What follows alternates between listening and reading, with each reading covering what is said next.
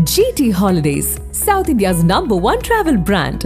You know you are special when you're with GT Holidays. எங்க சேதாரத்துக்கு மேல கொடுத்தீங்கன்னா உங்க காசை வேஸ்ட் பண்ற மாதிரி தான்.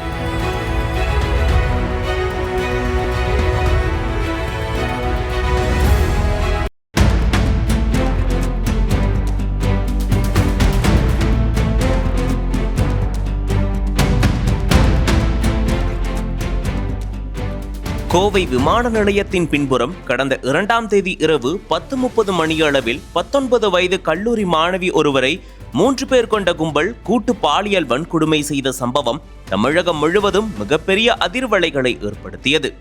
இந்த சம்பவம் குறித்து 7 தனிப்படைகள் அமைத்து விசாரணை நடத்தி வந்த போலீசார் தலைமறைவாக இருந்த 3 பேரையும் சுட்டு பிடித்துள்ளனர்.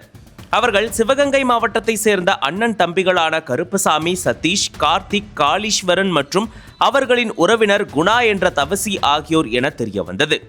காயமடைந்த குற்றவாளிகள் 3வருக்கும் கோவை அரசு மருத்துவமனையில் சிகிச்சை அளிக்கப்பட்டது. அதன் பிறகு 3வரும் கோவை மத்திய சிறையில் அடைக்கப்பட்டனர்.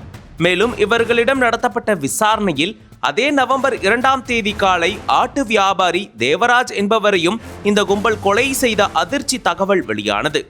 பாலியல் வன்கொடுமை மற்றும் கொலை உள்ளிட்ட 2 கோரமான குற்றங்களும் ஒரே நாளில் நடந்ததாக வெளியாகியுள்ள தகவல் போலீசார் விசாரணையை மேலும் ஆழமாக்கியுள்ளது. இந்த நிலையில் கல்லூரி மாணவி கூட்டு பாலியல் வன்கொடுமை வழக்கில் 50 பக்க குற்றப்பத்திரிகையை கோவை மகளிர் கூடுதல் நீதிமன்ற நீதிபதி சிந்து முன்னிலையில் காவல்துறையினர் தாக்கல் செய்தனர். அத்துடன் 400 பக்க ஆவணங்களும் இணைக்கப்பட்டுள்ளன. மேலும் 13 சட்டப்பிரிவுகளின் கீழ் வழக்கு பதிவு செய்யப்பட்டுள்ளதாக குறிப்பிடப்பட்டுள்ளது. குற்றப்பத்திரிகையில் முதல் குற்றவாளியாக கருப்பசாமியும், 2வது குற்றவாளியாக அவரது தம்பி கார்த்திக்கும், 3வது குற்றவாளியாக தவசியும் சேர்க்கப்பட்டுள்ளனர். மேலும் குற்றச்சம்பவங்களின் விவரம், குற்றம் சாட்டப்பட்டவர்களின் குற்றச்செயல், தடயங்கள், வாக்குமூலம் உள்ளிட்ட பல்வேறு முக்கிய அம்சங்கள் குற்றப்பத்திரிகையில் இடம்பெற்றுள்ளதாகவும் தெரிவிக்கப்பட்டுள்ளது.